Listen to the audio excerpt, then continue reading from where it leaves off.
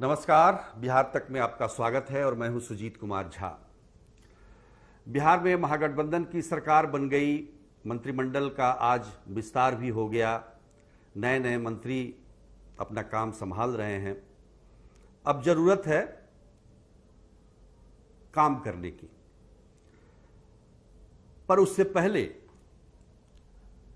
मंत्रिमंडल विस्तार को लेकर ही सवाल खड़े होने लगे हैं।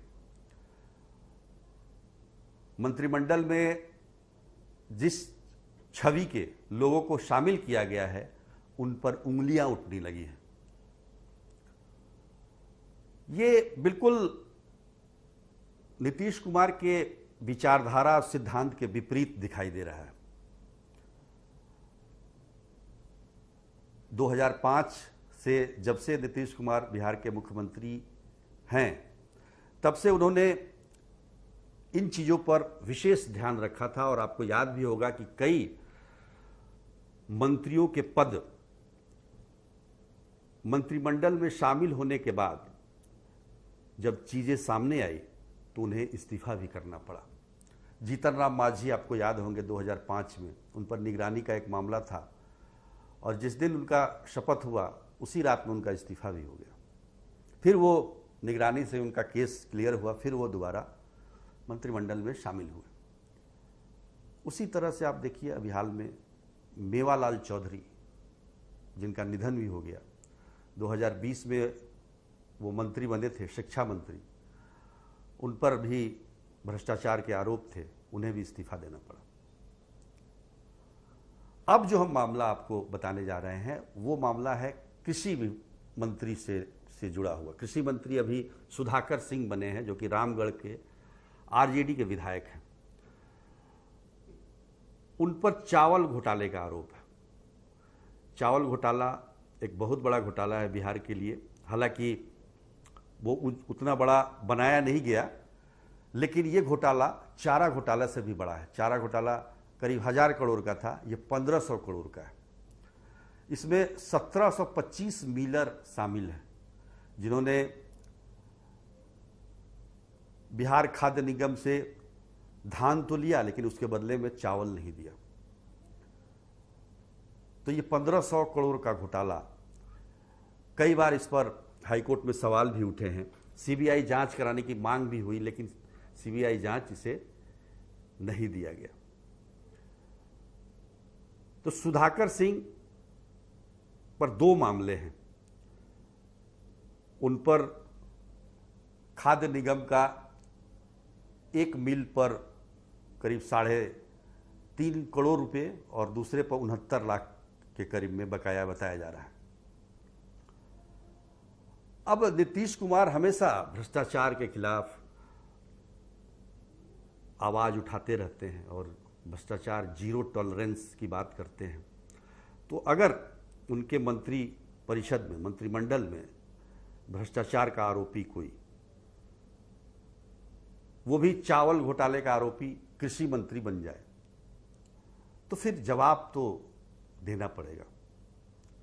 या तो इस केस अभी क्या स्थिति में है, किस स्टेज में है, उसको देखना चाहिए। लेकिन हमें जो एक सूचना के अधिकार के तहत एक कार्यकर्ता ने जो जानकारी भेजी, उसके आधार पर मैं कह सकता हूं कि ये केस अभी चल रहा है, सीजीएम कोर्ट में चल रहा है। उस मामले में आप देखिए तो 420 सरकारी अधिकारी भी आरोपी हैं।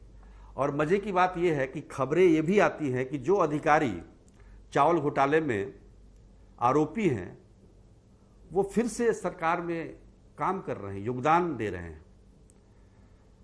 तो सवाल उठता है कि भाई, तो मंत्री क्यों नहीं बन सकते? तो ठीक है, फिर भ्रष्टाचार पर बोलना उचित नहीं होगा। फिर तो बात मंत्रिमंडल की हो रही थी, तो उसमें भ्रष्टाचार एक मुद्दा हो गया। क्राइम के खिलाफ रहे हैं नीतीश कुमार हमेशा, लेकिन इसमें आपराधिक छवि के मंत्रियों की भरमार है। इसमें बिहार के पूर्व उप मुख्यमंत्री सुशील कुमार मोदी ने भी कहा है कि इसमें इस मंत्रिमंडल में आपराधिक छवि के लोगों की भरमार है। सुरेंद्र यादव, रामानंद यादव, ललित यादव, कार्तिकेय कुमार, ये सुशील मोदी कह रहे हैं। हालांकि सुरेंद्र यादव से जब हमने बातचीत की तो उन्होंने कहा कि हम पर सारा मामला खत्म हो चुका है, लेकिन छवि तो एक है, छवि तो नहीं बदली है, केस खत्म हो गया है। सुरेंद्र यादव पहले भी मंत्री रह चुके हैं, राबड़ी मंत्रिमंडल में वो मंत्री थे। ललित यादव भी राबड़ी मंत्रिमंडल में मंत्री थे, लेकिन एक ट्रक ड्राइवर को पीटने के आरोप में वो मंत्रिपरिषद से बाहर हो गए थे। तो बहुत सारे ऐसे मामले हैं उंगली उठाने के लिए, लेकिन सवाल ये है कि जनता ये देखना चाहती है कि अब ठीक है, अब आप आपराधिक छवि के हैं, आप तो दीजिए। जब नीतीश कुमार को ऐतराज नहीं है, जो अपनी छवि के लिए इतने जाने जाते हैं, तो फिर जनता भी इस बात को स्वीकार कर सकती है, बस बशर्ते कि उसके लिए काम हो। अब 10 लाख सरकारी नौकरी की बात है, उसको लेकर ऐलान भी किया मुख्यमंत्री ने आज़ादी के 75वें अमृत महोत्सव के अवसर पर पटना के गांधी मैदान से कि 10 या 20 लाख रोजगार देंगे। तो दोनों में अंतर है। देखिए, सरकारी नौकरी और रोजगार दोनों में अंतर है। मुख्यमंत्री ने 20, आज खुद अशोक चौधरी ने कहा कि मुख्यमंत्री ने 20 लाख रोजगार देने की बात कही थी, नौकरी देने की बात नहीं है।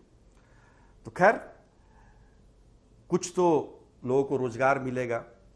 अब सरकार ने काम करना शुरू कर दिया है, सब मंत्रियों ने अपना अपना पदभार संभालना शुरू कर दिया है।